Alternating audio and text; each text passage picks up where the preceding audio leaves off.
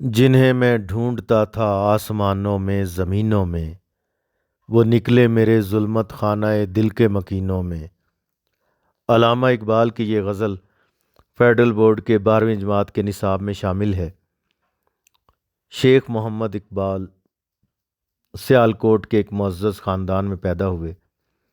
والد کا نام شیخ نور محمد تھا۔ روایات کے مطابق علامہ اقبال کی ابتدائی تعلیم دینی مدرسے میں ہوئی۔ انگریزی اسکول سے میٹرک کا امتحان امتیازی نمبروں سے پاس کیا اور مرے کالج میں داخل ہو گئے۔ یہاں انہیں مولوی سید میر حسن جیسا استاد میسر آیا۔ اقبال کو فارسی اور عربی کا صحیح ذوق انہی کی بدولت حاصل ہوا۔ ایف اے کرنے کے بعد وہ گورنمنٹ کالج لاہور چلے گئے۔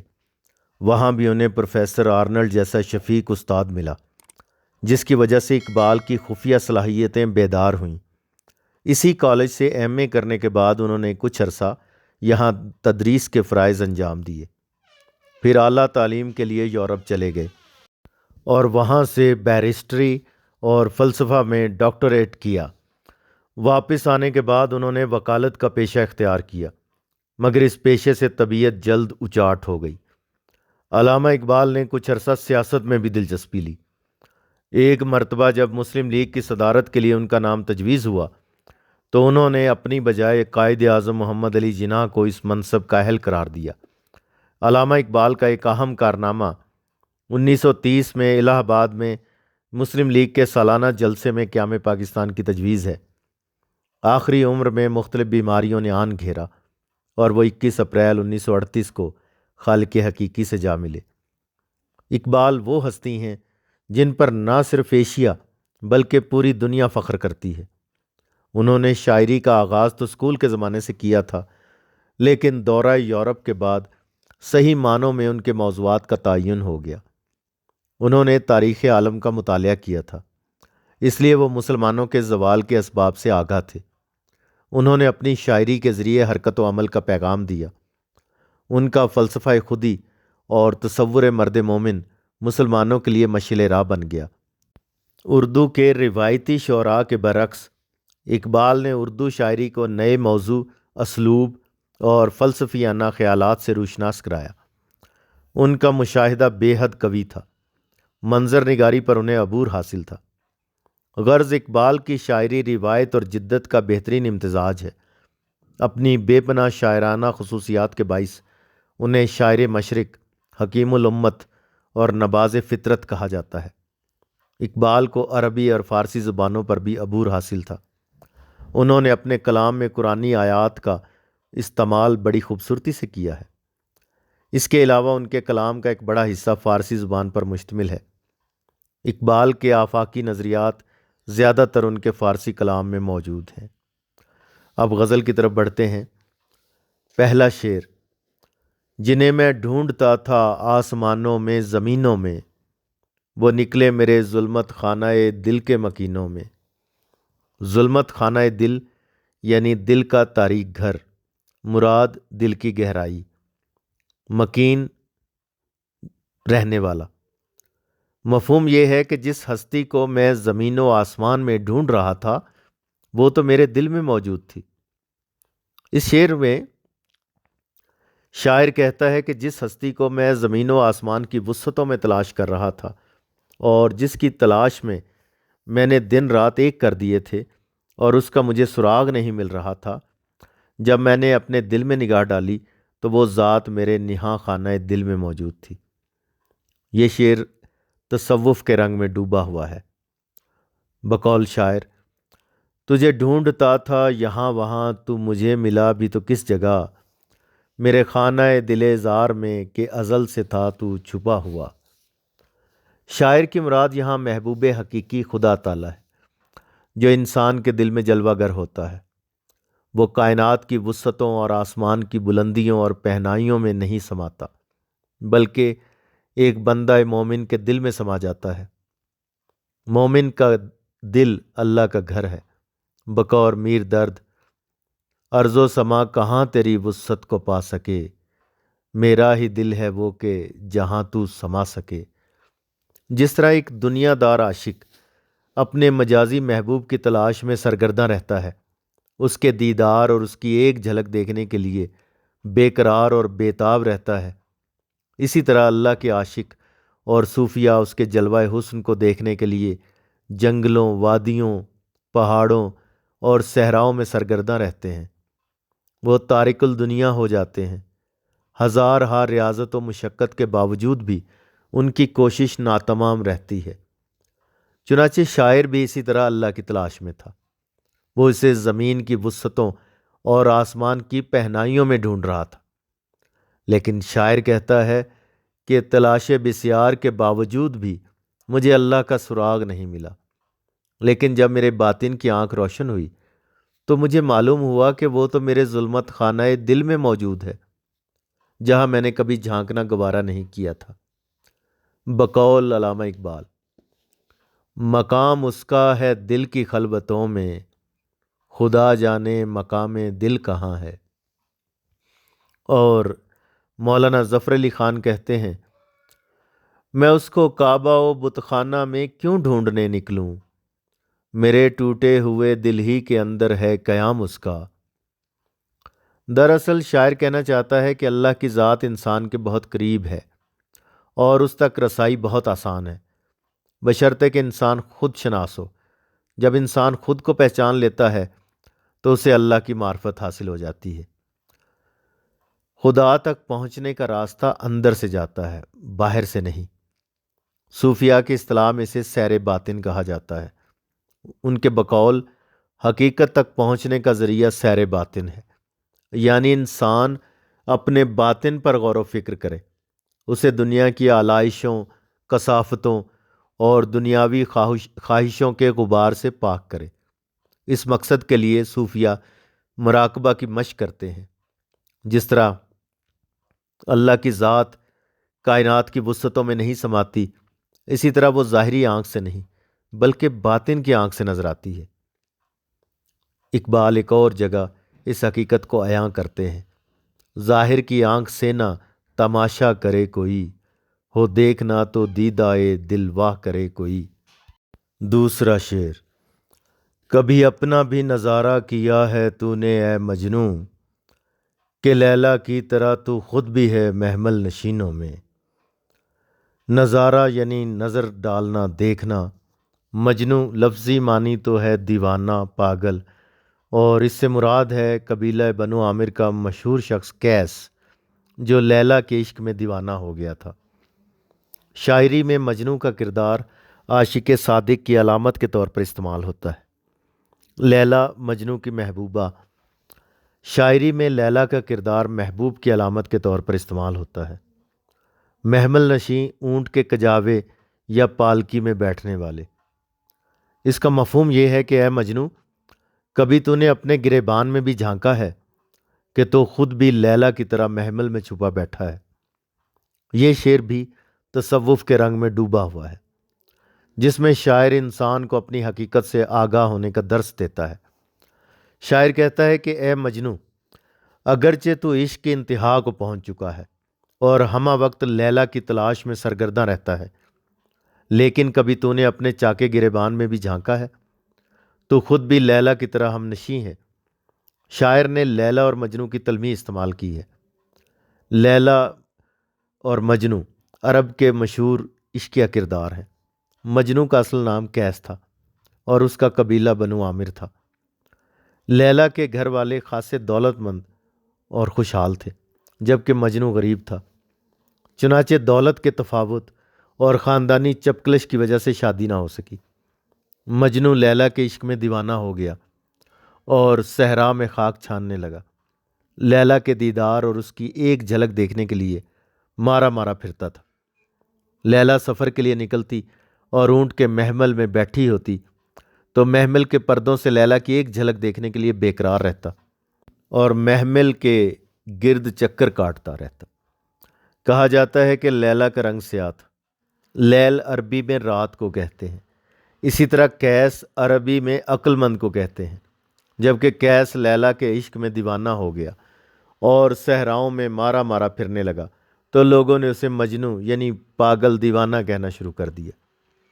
اس شعر میں مجنوں سے مراد بے عمل مسلمان ہے، جبکہ لیلا سے مراد محبوب حقیقی یعنی اللہ تعالیٰ ہے۔